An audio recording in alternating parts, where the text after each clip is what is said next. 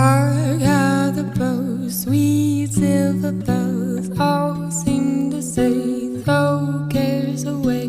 Christmas is here, bringing good cheer to young and old, meek and the bold. Ding dong, that is the song with joyful ring, all caroling. One seems to hear words of good cheer from everywhere, filling the air. Oh, how they bound, raising their sound. Oh, hill and dale, telling the tale. Gaily they ring, while people sing songs of good cheer. Christmas is here. Merry, merry, merry, merry Christmas. Merry, merry, merry Christmas.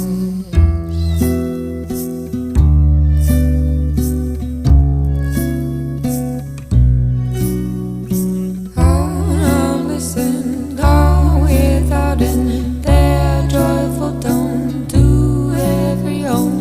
Hark how the bells, sweet silver bells, all seem to say, throw cares away. Christmas is here, bringing good cheer to young and old, meek and the bold. Ding dong, that is thy song, with joyful ring, how caroling. Hello, my dear friends. Hello. Welcome back to the channel. Welcome back to my channel. Welcome if you're new. Welcome to the beginning of another reading vlog.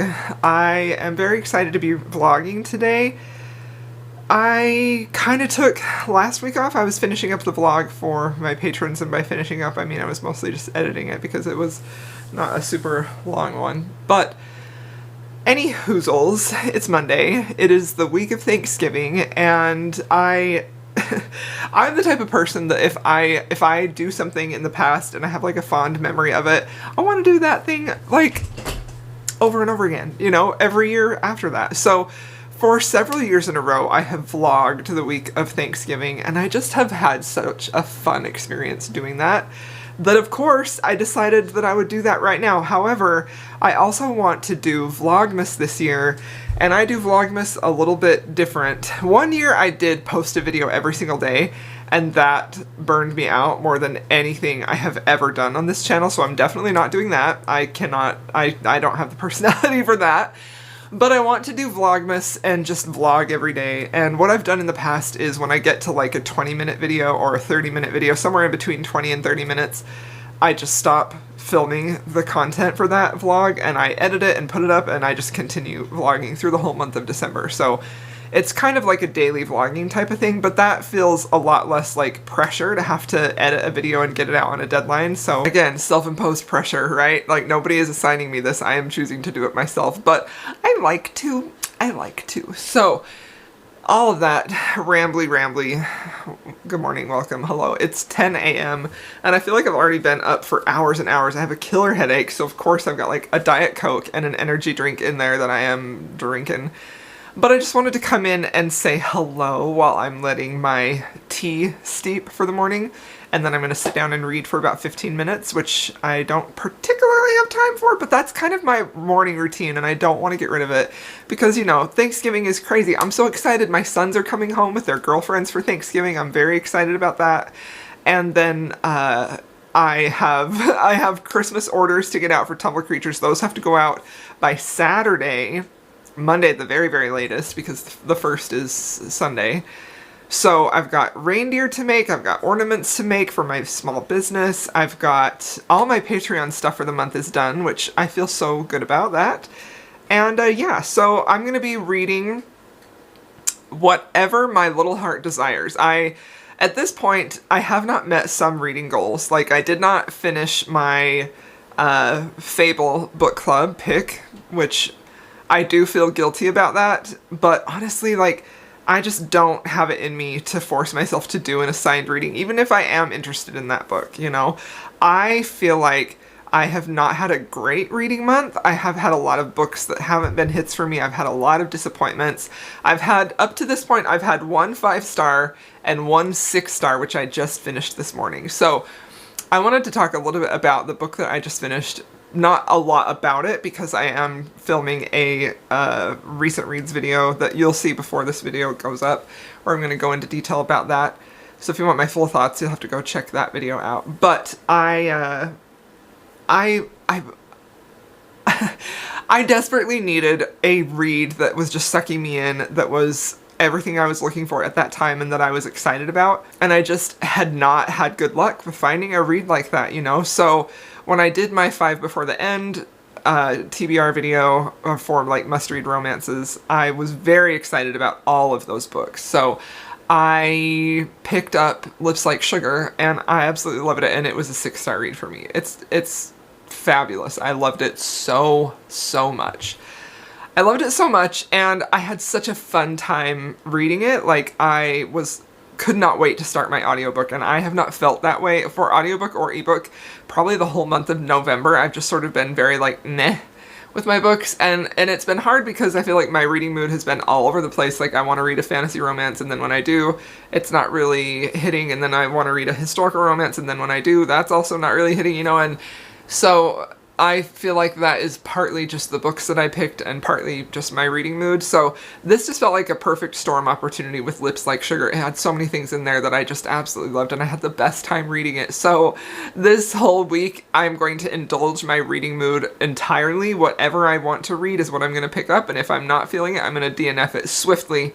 Swiftly, Linda, if you're listening, I'm going to DNF it swiftly because I typically don't do that.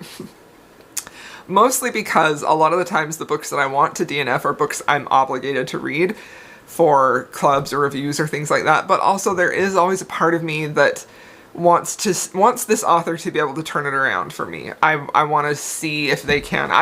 There's also a part of me that's always curious to know, like, where are they going with this? What are they going to do with this story? Hi, buddy. Kazi's here. Come here, baby. Come here. Come on. Come up here, please. Thank you. This is Kazi boy. This is Kazi boy. He was sick last week. He's still on medicine. He was sick last week. Can you say hello?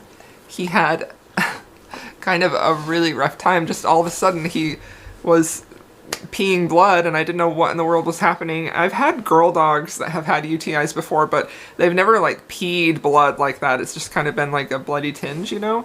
But his was kind of awful, so I rushed him to the vet, and I was really worried that maybe it was kidney stones or something dreadfully worse, because I've also never had a boy dog that's had a UTI. Anyway, it ended up being a UTI. They put him on some medicine, and he's doing a lot better. So he's doing so good now, and I just love him so much. You know, those of you who have been here from the very beginning of my vlogs, he's always in my videos, and when I started vlogging, he was only 18 months old. When I started my channel, he was only 18 months old. And now he's going to be 6 in February. Which is crazy to me. They grow up too fast. The time goes too fast. But I just love him so much. Anyways, I apologize for the rambliness of this video. So what am I going to be reading? What do I want to read? So I am still physically reading the Elizabeth Hoyt. What is that book called? I know it's got Duchess in the title. Is it My Darling Duchess? Let me check. No Ordinary Duchess. That's what it is. Okay, so this one comes out December 10th. I'm having a great time reading this, but I will say that it kind of was a little overshadowed over the weekend because I was reading Lips Like Sugar and just absolutely loving it. So I am very much enjoying No Ordinary Duchess, for sure. That's the physical, well, I'm reading it on my Kindle, but that's when I have physical reading time, that's the book I'm going to read. And then the audio I'm going to start right now that I'm very excited about is actually the first book in the series by Jess Hardy, the Gen X older couple contemporary romances. The first one is Come As You Are. So Come As You Are is a book that I heard about a couple years ago, and I immediately downloaded it and I started reading it, and for whatever reason, I don't know why, it wasn't that the book wasn't engaging me. I think it may have been I had arcs to read. I just kind of DNF'd it and then lost interest and whatever. So it wasn't the book's fault. It was definitely like a me thing, a timing thing. So I'm gonna start that audio right now. I'm very, very excited to have some books that I'm excited to listen to because I'm gonna be working a lot, I'm gonna be cooking a lot, and it's always just so much fun to do those things when you have an audiobook that you're excited about, you know? So Come As You Are is another older couple romance. Like, she's 46, divorced, and I think that he runs like I think he's a past addict. This couple showed up pretty heavily in the second book. And yeah, he's 53, she's 46. He is a recovering addict and ex-grunge rocker. And it says he's devoted every minute of the last decade to the men residing at his sober living home. So I'm so excited about this. Honestly, one of my favorite things is when we have a divorced heroine or someone who's just gotten out of a relationship and the guy was just so terrible, like kind of treated her so bad. And then our hero comes along and he sweeps her off her feet and treats her the way she deserves to be treated. And like, that's peak romance. That's peak romance. I love that kind of stuff so much. So those are the books I'm reading. And now I'm gonna go drink my tea, have my little reading minutes, and then I'm gonna get to work. I also have to run some stuff up to my son because he left stuff at home. I gotta run up to the school. And I gotta go pick up my grocery order for Thanksgiving. Oh my gosh, there's too many things to do today. But of course I spent 10 minutes talking to y'all because I love you so much. So I'll come back when I have something that's actually related to books to talk about. Hello my friends, welcome back to my channel. Welcome back. It is it's Tuesday evening. I have started doing some Thanksgiving dinner prep. It's going well. So far I've only got one thing prepped, and it's my sweet potato casserole. See? The sweet potatoes are cooked, mashed, seasoned. They are ready to be topped with, I do a sweet potato casserole with a streusel topping and some mini marshmallows too. And I kind of feel like every year I switch up my sweet potato casserole a little bit differently, and this has been my favorite recipe so far because the sweet potatoes aren't too sweet and the streusel topping is like a perfect balance for that. And then you get some mini marshmallows because some people don't like mini marshmallows. I do.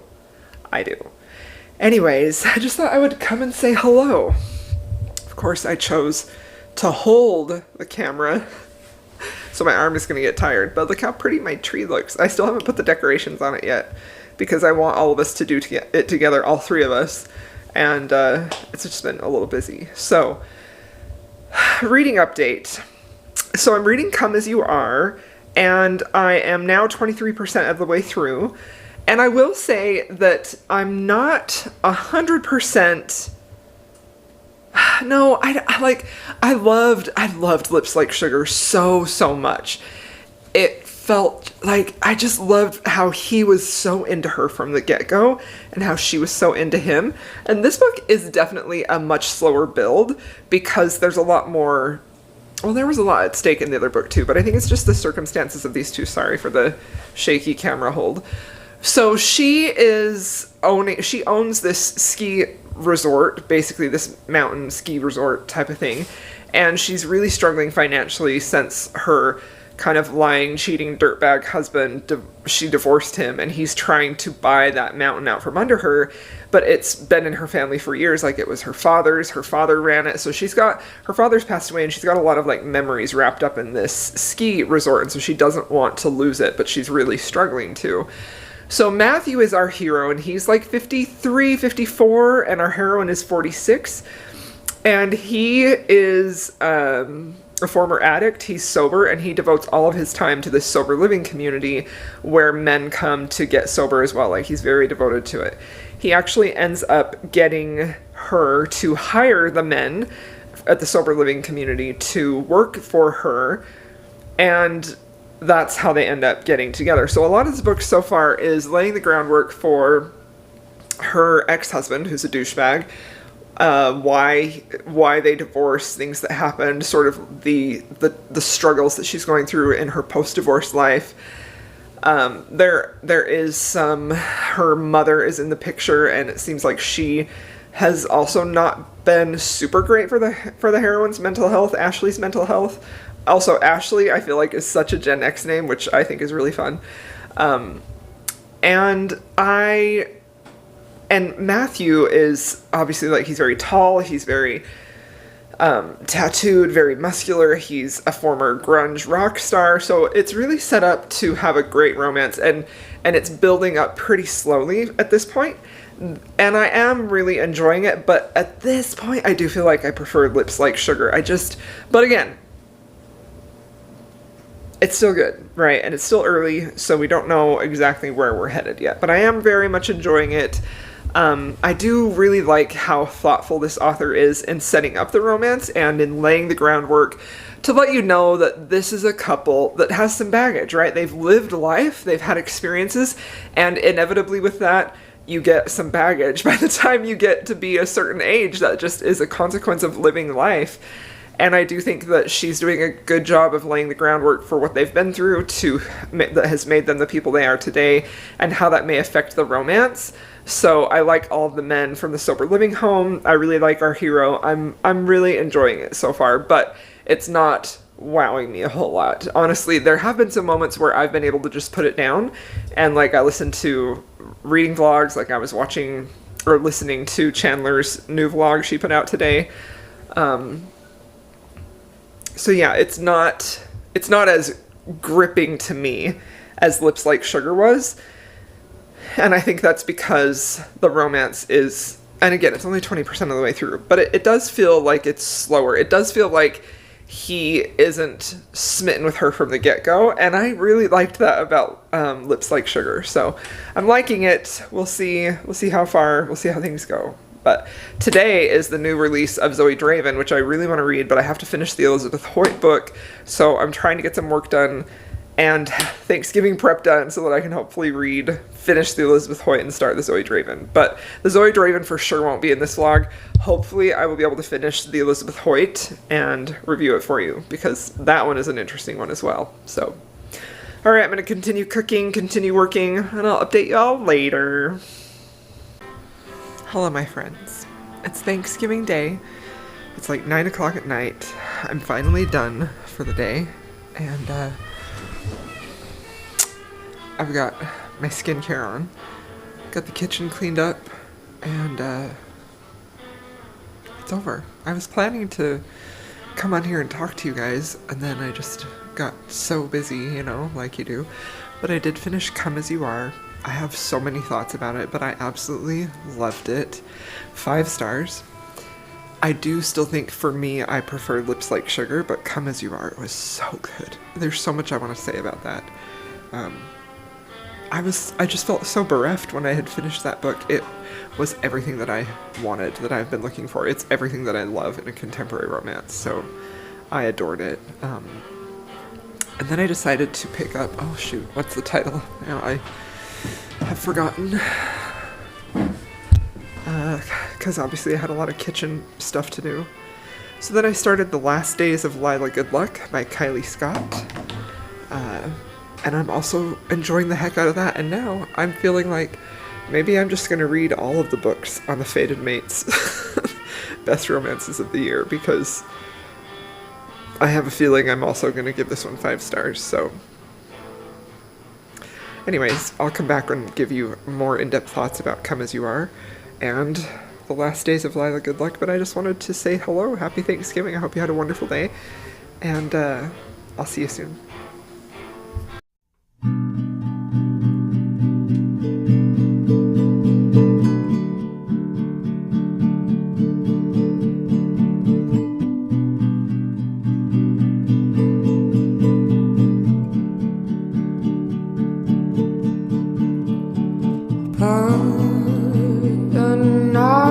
Up over Mars,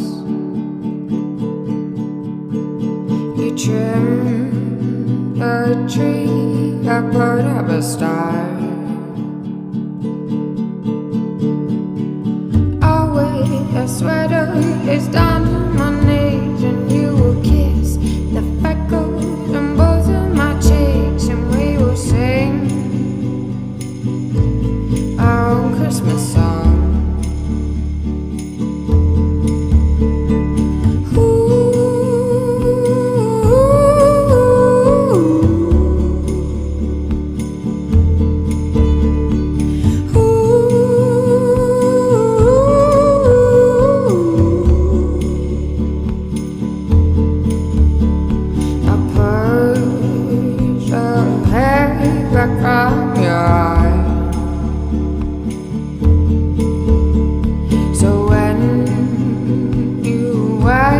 be snow in the sky.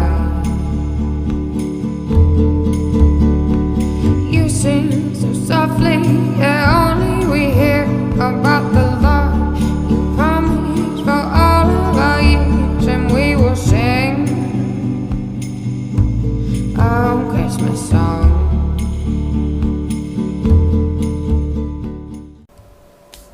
Hello my friends, welcome back to the vlog.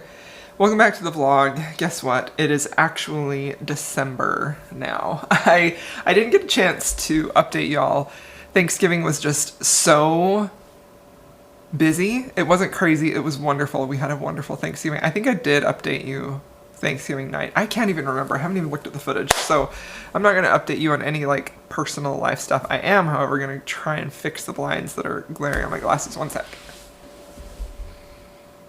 I don't know if that's any better. The glare is still there and the light is less, but we'll go with it for now. So it's Vlogmas now, and for the last couple of years, I guess 2022, I did Vlogmas like hardcore. 2022, 2020, 2021, I did Vlogmas pretty seriously. And 2022 was kind of the year that broke that broke me. It's so hard for everyone, but it really kind of it made it hard for me to want to keep making content. I just got so burned out from that, making a video every day, vlogging every day. And so I have my advent calendar, which you saw in the B-roll right before this. I have my tea right here we're gonna taste.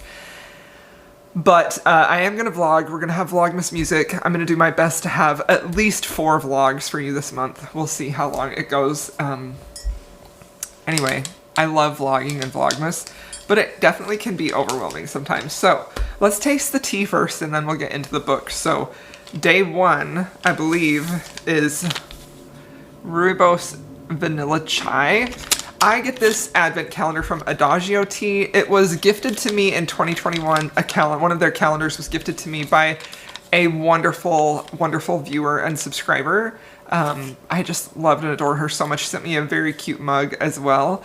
And I just fell in love with the tea. I think their tea is super flavorful. So this year I got the herbal one, and I'm just forever thankful for her, for Stacy, for sending me that. It was so fun and so sweet, and I just really loved it, and it turned me on to some new teas. So I have the herbal tea this year, and yeah. So the first one, Rooibos Vanilla Chai. This is actually a flavor I've had before. I feel like I've tried most of Adagio's teas before, but we're gonna do it on camera for y'all. And my adorable little gingerbread mug. He's so cute. Yeah, I really like their Rooibos Chai because it's spicy, but it's not like overwhelmingly spicy, and it just is very warm and cozy, and this has just such a great little vanilla flavor that obviously, like, I love. I'm a vanilla girly 100%. Most of my scents are vanilla, my perfumes, my lotions, my body mist, all that good stuff. So yeah, that one's fabulous. So now let's do today's, which is December 2nd. And it is Pomegranate Grove. Don't you just love the little packages? I think they're so cute too. So Pomegranate Grove, this is another one that I've had before, but I don't think I've had this one since. Like, this isn't one that I have bought. Some of them, some of the teas that I've tried in their advent calendar, I've then bought for myself, and the Vanilla Chai was one of them. So this one, I don't know if I did or not, but I remember liking it. It's very good. It's a little tart. It's not super flavorful. I feel like all of their herbal teas they have a specific taste that I really like. It doesn't feel grassy in that way. It feels a little bit earthy, but not like dirt, you know? Anyway, I really like this. It's very good. Also, did I show you? I don't know if I showed you guys my new mug. I got these mugs at Target for $5 because I didn't really have any Christmas mugs. And this year I splurged and got myself 3. So, all right, let's talk about the books that I read. So, Come As You Are.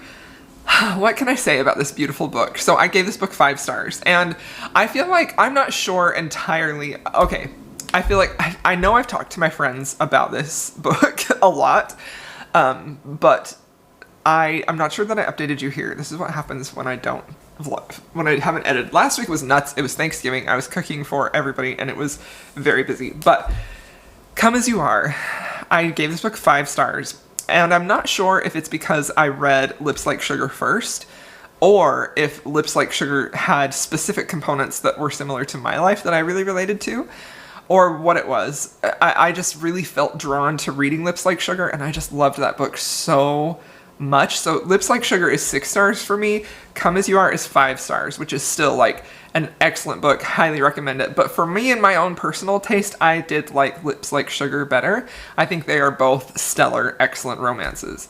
So Come As You Are, I'm sure I know I talked about it, I summarized it before, but I wanted to talk about, with both of these books, there has been a point where I've been like, I'm not sure if this is going to be a 5 star for me. I'm not sure if this is going to be a new favorite. I really like it. I really like her writing style. I admire what she's doing here, but there have been some components to both of them that haven't 100% worked entirely for me. But then when I get to the end, and she usually does the ending so well that I then feel like, yeah, okay, this is definitely a 5 star, a 6 star read for me. This is like a favorite book. And I think that says a lot about her writing talent and her ability and her skill, because there are some things earlier on in the book that I just sort of feel like, I don't know how I feel about that. And one of them specifically with Come As You Are is actually the hero. You know, I am a huge fan of emotionally intelligent heroes in my books. Like, I don't want to read about douchebag dude bros, you know. I really like to see a man who's very self-aware and in control of his emotions, but also is able to articulate them well, and that he's not just, like, emotionally constipated, which I feel like is what we get so often. I feel like it's becoming less of a trend, but that was a very popular trend, specifically in like indie romances, contemporary romances, sometimes also in historical romances. You know, I feel like that can kind of go side by side with a grumpy hero, that he is so grumpy that he doesn't know how to deal with his emotions, and not even that he doesn't know how to express them, but he doesn't know how to deal with them, and so then he ends up acting in ways that are very clearly like an outward expression of those emotions that he doesn't know how to deal with. And who's the person who takes the brunt of that and bears that burden and that pain? It's the heroine, right? That happens in life far too often, and I really, really, really don't want to read about that in romance specifically. Unless there's some way that the hero has this big character arc and journey. Like, I'm always here for a great character journey. And there are some of my favorite books are like that, where the hero starts like that, and the author does such a great job of building and developing his character that he really learns how to deal with his emotions, how to react, how to act, how to express them, how to deal with them in a way that is healthy, that his either toxic masculinity or patriarchy has told him that he cannot do, you know? So I really, really love seeing that type of a journey. So this hero was completely different because, and I think that's one of the really beautiful things about this series specifically, is because we have older characters. So I think he's 53. I know she was in her late 40s. I think the hero in both of these books is early to mid 50s. And so I feel like when you have a character in a romance specifically, which that's so unusual, right? Like, I can't even think of, I honestly can't think of any other romances that has both the hero and the heroine at that age. Not just like a grandpa hero and a 19-year-old heroine, which I absolutely despise those. I think it's super disgusting, and anyway, that's not what we're here to do. So, sorry, I just got a text. I'm rambling. I have a point. I'm getting to it. I apologize. The vlogs, they do be rambling lately. So, one of the beautiful things about having romances with characters this old is not only that they have experienced more life in general, so they have, a lot of times, they have almost like a, not like a sorrowful personality, but they have like almost a somber side to them, or they can. Because inevitably, with that much life that you've lived, you've encountered a lot of sorrow, whether that is losing someone or things that have happened to you. But a lot of times I feel like that sorrow comes from things that you have done in your life that you regret or that you wish you had handled differently. And that's very much the case with all of the characters in these books. And that's one reason why I love them. And that's one thing that you are never going to find in a new adult romance, because they just haven't experienced life in that way.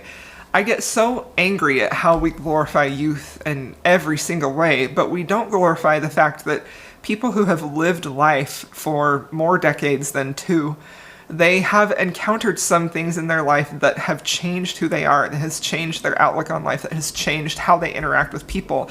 They've learned that the way that you interact with people matters, and you have to be cautious and careful about that. And then you can't just say or do everything that flies off the top of your head, you know? So all of that being said, I really, really enjoy that aspect of these books. It's one of my favorite things, is getting to see characters with such a wide range of just life experience and emotions, and the ability to look and reflect at their emotions and see some of the things that they wish they had done. Also the way that some of their experiences they've had, like things that they have done, how that has impacted who they are in positive and negative ways. So a lot of times we do see in these books characters regress, not necessarily into patterns that they did before, but a lot of times it turns inward into something that is like a self-hatred thing, because they don't like who they were before. They want to have moved on from that, but you can't ever truly escape things that you've done or things that you've done to other people. So I'm trying to not spoil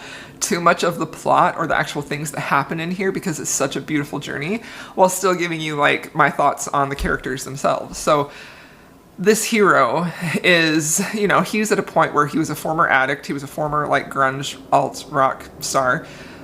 He definitely has some things in his past that he isn't proud of and that he wants to like completely turn away from. And one of the things that he's doing in that is having this sober house for men who are trying to get clean as well. And there are some moments in this book that read as in like, this is very clearly a man who has gone to therapy, who has done a lot of work, and he is sort of doing the textbook perfect things, perfect responses to behavior, and he is very, very in tune with his emotions. Like, he is very vulnerable in a lot of this book, and he expresses that to our heroine Ashley. Like, he is vulnerable with her, he allows himself to cry. Like, he really has gotten so in touch with his feelings through the things that he's been through. It's a beautiful thing to see, you know? And I love to see that in books. I love to see specifically a man, I think, because that's something that I think our society still tells a lot of people, especially of an older generation, that no, you don't show your emotions, you don't show your feelings. So he's a very tender hero. He's very soft in that way, almost to the point of a little bit too much. And I hate to even say that as a criticism, because he's such a beautiful character, and I loved watching his journey. And I say almost because he really wasn't. He was just, I feel like he was the perfect amount of softness, but I do think that there is the potential for that to turn off readers who are used to a man who very much like takes control of the situation. And this guy very much is sort of not entirely that way, you know, like he will take control of the situation when it needs it to be, but he's also not afraid to be vulnerable and to show weakness emotionally, specifically in front of the heroine Ashley. So I really, really enjoyed that aspect of it a lot. But there were some times when I was like, I don't know how I feel about this, because I am part of that pattern where I'm so used to a hero behaving a certain way, taking control, being in charge, like, of the situation, not necessarily of the woman or whatever like that, not in an unhealthy way. But that's just another impact of what our society has shown me, you know? So I also feel like there is, you know, and again, like I'm saying all of these things that could be potential pitfalls for these books. I don't feel like they are, truly. I feel like they're just so wonderful. But this book does show some things that I have heard criticism from other romance readers for, and one of them is like the hero, like I was talking about. Another one is the heroine, who can be really slow to trust and to make a decision, specifically to trust. This is something that I don't understand, this complaint that readers have when I hear it a lot. I do hear it a lot when the heroine is a little bit slow to fully trust the hero, despite, you know, in whatever age of a romance, despite him showing every possible marker for he is a perfect guy, he really is into her, he really loves her, and she still is slow to trust. And in a way, I do understand readers who don't like that about a heroine, because they're like, hey, look, he's perfect, why don't you get with him, you know? But I don't look at it that way. I feel a lot of sympathy for a heroine like that. I feel a lot of sympathy for women like that in general, because I feel like that's another thing that society has shown women, that be careful, you know, and especially like if they've had a past relationship or some past experiences with men where it has led to them not really feeling like they can trust, like that's a hard thing to get on board with. So this heroine specifically, she did kind of have some struggles with trusting, and I really enjoyed watching her journey. I thought it was very realistic, and not even just, when I say realistic, I don't mean it's like a real life story. I mean that it feels real to her character. The character work in these books is just fantastic. It's very, very emotional, very beautiful, very moving. I really, really loved this book, so 5 stars for sure. And again, like, I think the only reason it's not a 6-star, I've been pretty stingy with my 6-star reads this year. The only reason that it's not, I think, is just because it doesn't have that little missing intangible element that feels like it was made just for me, whereas I feel like the second one did, So that's a hard thing to define, that's a hard thing to talk about, because that's going to vary from person to person. But okay, so now this vlog is a little chaotic. So now the next book that I read is The Last Days of Lila Good Luck. So this book is another one that I took from the Fated Mates podcast, Top 10 Romances of the Year. I feel like both of the books that they have had, that I have read, that have been on that list have been 5 or more stars. A book they had on there that I really agree and was a 6-star read for me was The Beast Takes a Bride by Julianne Long. I can't remember exactly what else is on there, but after I read The Last Days of Lila Good Luck, which was another 5-star read for me, I really feel like I want to go back and just read everything they've got on that list, So, The Last Days of Lila Good Luck is a contemporary romance with a magical spin on it. So our heroine ends up, through some chance encounter, meeting a woman who is basically a fortune teller, and she proceeds to tell her these things are going to happen in your future. And I think it's like 5 or 6 or 7 things that she relates to her, and one after the other comes true. So the heroine is starting to feel a little bit uneasy with how much of this is coming true. Some of them are things like you're going to get fired from your job, these are the winning lottery numbers, you're going to meet your soulmate and this is his specific name, and then the last one is, and you're going to die next Sunday. So she only has a little bit of time to live. And at first, when she hears this from the fortune teller, she's very much like, this is a load of crap, I don't believe in any of this, I don't think this is true, and she just goes on about her life. But then when she starts to see that these things actually are proving true and realistic, then she starts to get a little bit nervous about them, specifically that she only has a week to live. So the hero that she meets, his name is Alistair, and he is essentially a byblow, like a Scottish prince of the king, who has never publicly acknowledged him. Like, tabloids know who he is, but the king himself has not said, yes, this is my son. So he definitely has a chip on his shoulder. They have a meeting that is Lila and Alistair have a meeting that's kind of reminiscent of almost like Sliding Doors, the movie. Like, it feels very much like Kismet, and they have a connection, obviously. And they continue meeting up and feeling this chemistry and this connection. And pretty soon she ends up telling him all of the things that the fortune teller told her, that, hey, you're going to die in a week and all these other things are going to happen to you. And he's like, well, I'm not your soulmate. And then he sort of tries to help her maximize this wish list that she creates of things she wants to do before she dies.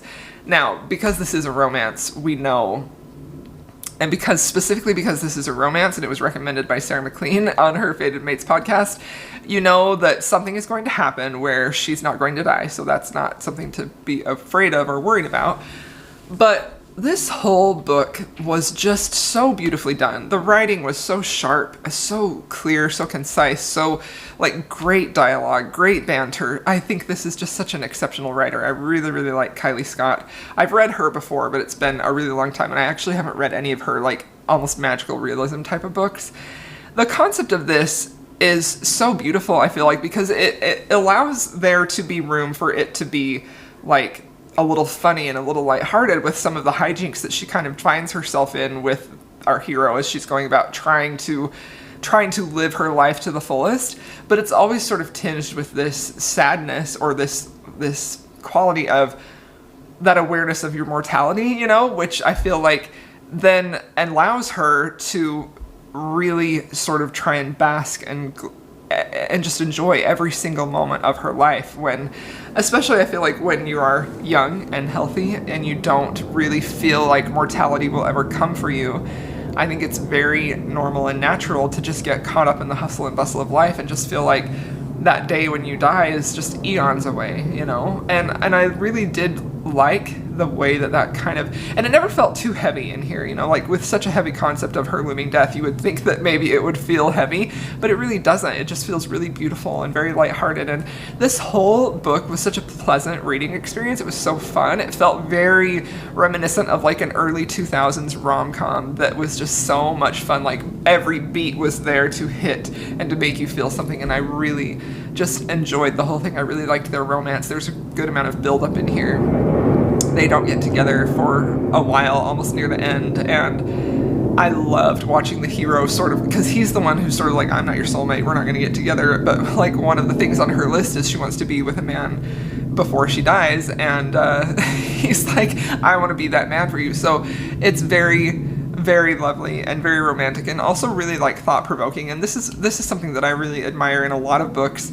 I've talked about this with T. Kingfisher before, how she really balances that her horror elements with sort of a lighthearted whimsy. You know, T. Kingfisher, she does write something that's called like cozy horror, that she has said.